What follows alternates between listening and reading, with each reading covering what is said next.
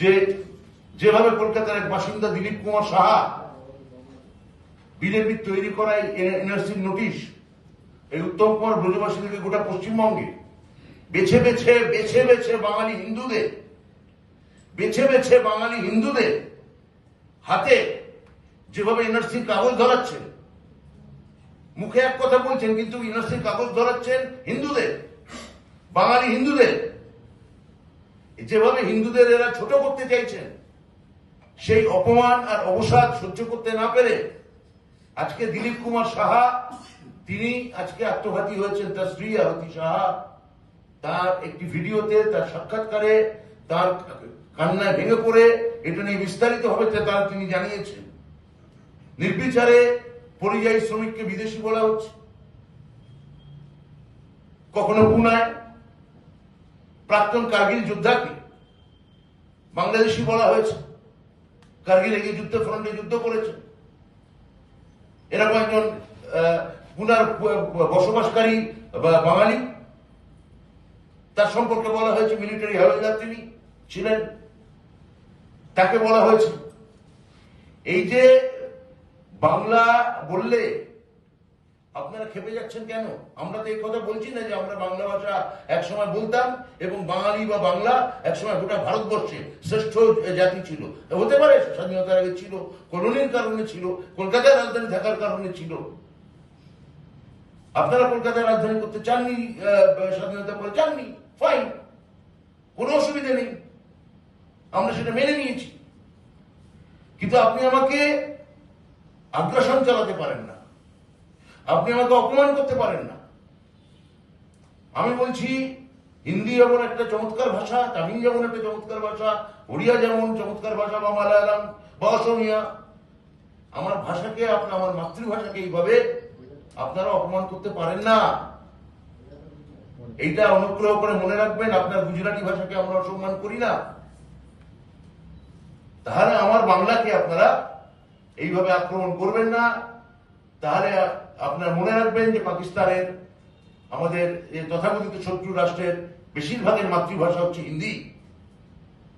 এইটা আপনারা মনে রাখবেন। তাহলে আপনাদের আমরা পাকিস্তানি বলে দাঁড়িয়ে দিচ্ছি না, দিতে পারি না, কিন্তু আপনারা কি তাই চান? আমি ওনাদের কাছে যাচ্ছি। এনআরসি, বাংলা, বাঙালি, সবচেয়ে বড় কথা যেটা ভয় পাচ্ছিলেন যে বাংলাদেশে পাঠিয়ে দেওয়া হবে, এর উপর দাঁড়িয়ে একটা দুশ্চিন্তা, অবসাদ, উদ্বেগ এবং তারপর এই পরিণতি। তার বাড়ির লোকই বলছেন যে এর থেকে অবসাদে হয়েছেন, এর দায় তো সম্পূর্ণভাবে বিজেপি এবং কেন্দ্রীয় সরকারকে নিতে হবে। যে আপনারা এই আতঙ্কটা তৈরি করে দিচ্ছেন যে যারা ভারতীয়, কাকে বলছেন তার বাবার বার্থ সার্টিফিকেট চাই, মায়ের বার্থ সার্টিফিকেট চাই। এবার যাদের এসব জোগাড় করা খুব কঠিন ব্যাপার, মানসিক অবসাদ, দুশ্চিন্তা, আর ওই বাংলাদেশে পাঠিয়ে দেবে, এই আতঙ্ক থেকে এই ধরনের ঘটনা ঘটছে।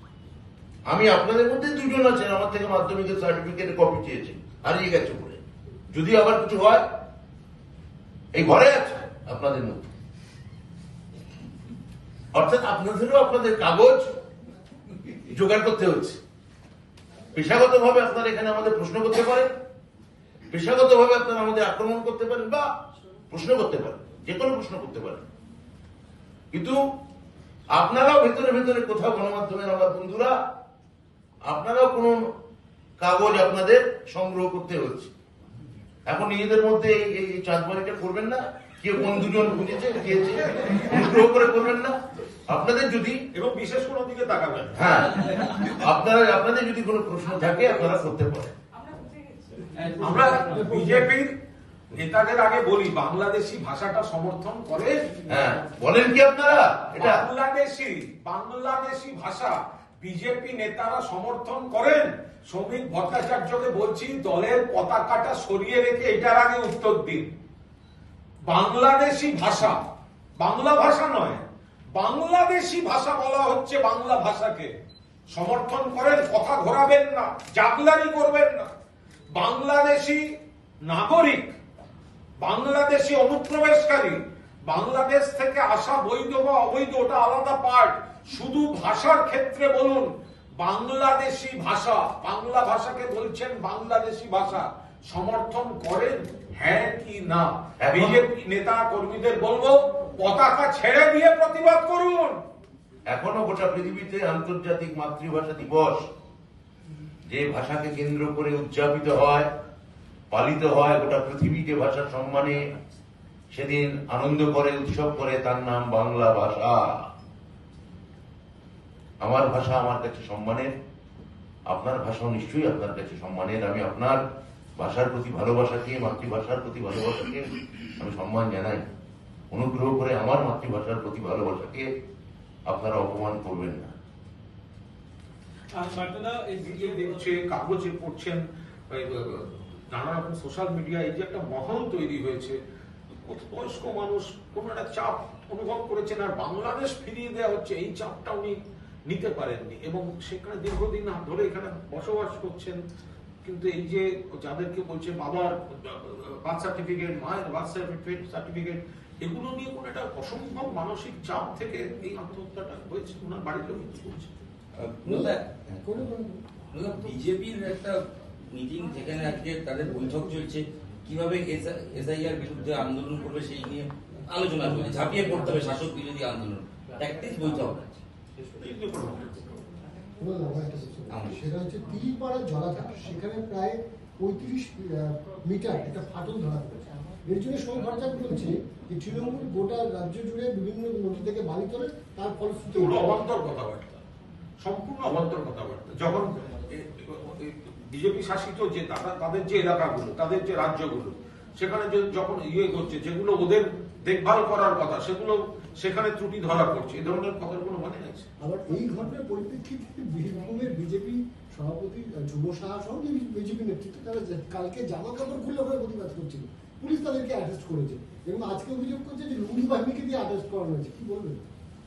এগুলো অবান্তর কথা। মানে এই মানুষের সঙ্গে নেই, উন্নয়নের সঙ্গে নেই, এই ধরনের যদি কারোর কর্মসূচি হয় জামা কাপড় খোলা, এ তো মহা মুশকিল। বিজেপির নেতারা কর্মসূচি করছে জামা কাপড় খোলা, এমনি মশাই আপনাদের নেতাদের ভাইরাল হচ্ছে জামা কাপড় খোলা, তার মধ্যে আবার কর্মসূচি নিচ্ছেন জামা কাপড় খোলা।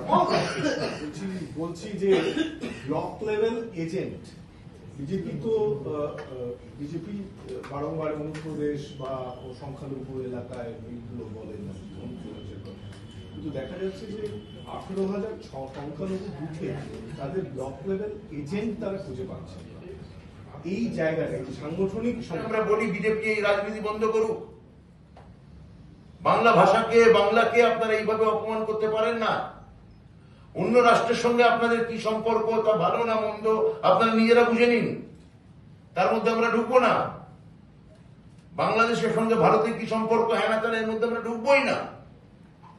আমরা আমাদের ভাষার মর্যাদার কথা বলবো, আমাদের ভাষার উচ্চতার কথা বলবো, আমাদের ভাষার গরিমার কথা বলবো। আপনি আমার উপর এইভাবে একটা স্ট্যাম্প মেরে, লেবেল মেরে দাগিয়ে দিতে চাইলে সেই দাগ আমরা গ্রহণ করব না। আমি সমস্ত বাঙালি জাতিকে বলছি, যারা পশ্চিমবঙ্গে বসবাস করেন, আপনারা হিন্দিকে মর্যাদা দিন, সমস্ত ভাষাকে মর্যাদা দিন, কিন্তু আপনার মাতৃভাষা যেটা বলার কারণে আপনাকে যদি অন্য দেশের নাগরিক হিসেবে দাগিয়ে দেওয়া হয়, আমি অন্য দেশকে সম্মান জানিয়েই বলি, এই দাগিয়ে দেওয়া আমরা মেনে নেব না। আপনারা কি মানবেন? বিজেপি এই রাজনীতি আমাদের উপহার দিতে চাইছে। এরপর হয়তো বলবে, আপনি বাংলা মাতৃভাষা যখন বলেন, আপনার বাচ্চা স্কুলে যদি বাংলায় কবিতা বলবে যে আপনি বাংলাদেশ, অন্য রাষ্ট্রের লোক।